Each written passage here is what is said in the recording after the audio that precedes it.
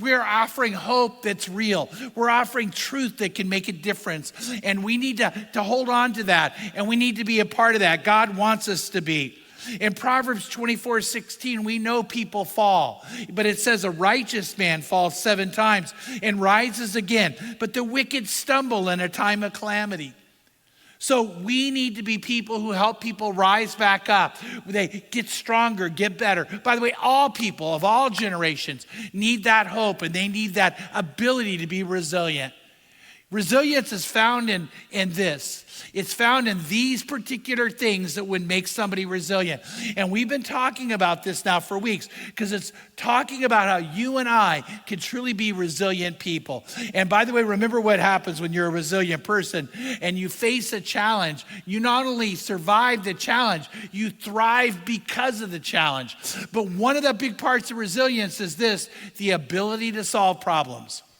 Let me promise you something. You're going to have problems. Nobody here doubts that, right? Some of you might point at the person next to you going, you're the problem. But the truth is you're going to have problems. But a resilient person, what do? They go, I'll find a solution. I'll find a solution. When people don't do that, what do? They live in something called learned helplessness. Don't raise your hand, okay? But you know people who have learned helplessness. You know, they're always the victim and never the victor. There's always, usually almost always somebody else's fault. I don't have what other people have. By the way, one of the things I want to tell you, as long as you have Jesus Christ, you have all you need, right? But people live in this thing called learned resilience. And usually what happens is they have a problem that they can't overcome and they can't seem to find the solution. When, by the way, we all know other people who can. Let me give you an example. Today we live in a world where people say, well, you know what, I can't afford to go to college.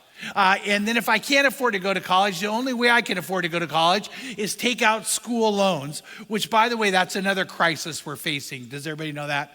25% of people with school loans aren't going to pay them back because they can't find a way to do it.